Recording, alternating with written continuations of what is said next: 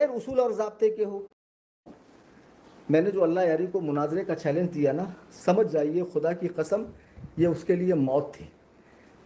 वो बहुत बौखला गया था कि ये क्या, मुझको शराइत थमाई गई। मुझे बताओ, इंसाफ से बताओ, मुनाजरा जो एक दीनी काम है, अपने मसलक व मजहब की तायद में हो रहा है, वो बग़ैर शर्तों के हो, बग़ैर उसूल और ज़ाब्ते के हो। यानी जैसे ये लिंक दिया, मैं जाऊं वहाँ 4 लोग पहले से उसकी हिमायत में बैठे हुए, हाँ, ये बोलेगा, वो भौंकेंगे, तालियां पीटेंगे, हाँ हटाओ इसको, इसकी आवाज़ नहीं आ रही है, हो गया मुनाजरा। ऐसे मुनाजरा होगा? नहीं, बिल्कुल नहीं। इसके लिए मैंने क्या किया, शराइत रखी और 15 तारीख को रखी और 20 तक मैंने टाइम दिया। ये इन लोगों के साथ लाइव आया, फिर भी मैं 27 को इसी चैनल पे लाइव आया। खुदा के लिए सुन लो उसको भी, उसमें भी कुछ अहम अहम बातें हैं।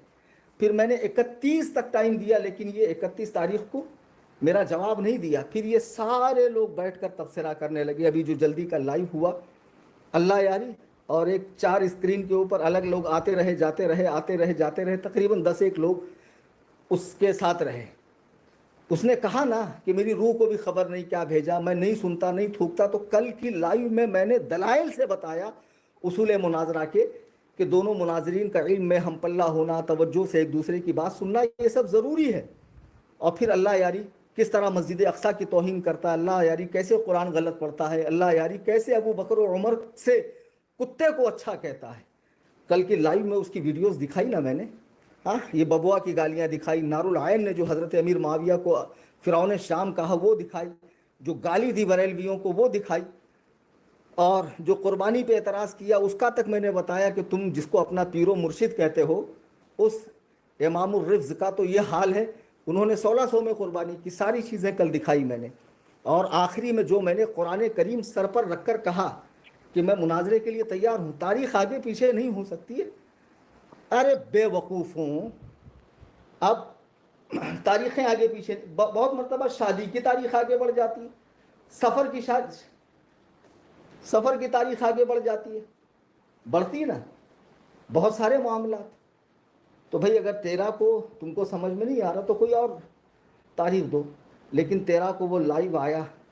इन लोगों के साथ क्यों आया वो, जिनको हम अपना समझते ही नहीं, ये हमारे है ही नहीं। मैं बार बार कह रहा हूँ, ये तुझे ही मुबारक हो। आज बाबा कह रहा था ना, बरेलवियों में से कुछ लोग देवबंदी बन रहे हैं, कुछ अहले हदीस बन रहे हैं। अरे हमारी घान साफ हो रही है भाई, कुछ शिया बन रहे हैं, समझा। कुरान करीम में रब ताला का फरमान है, युज़िल्लु बिही कसीरन व यहदी बिही कसीरा।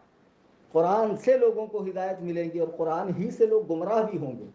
हाँ, कुरान पढ़कर लोग गुमराह भी होंगे। वो तुझ जैसे लोग हैं जो ज़ाहिरी माना लेकर फसाद जिनके दिमागों में आ जाता है, हदीस और कुरान की गहराई को, गहराई को, बारीकी को, उसके रुमूस को, निकात को समझ नहीं पाते हैं।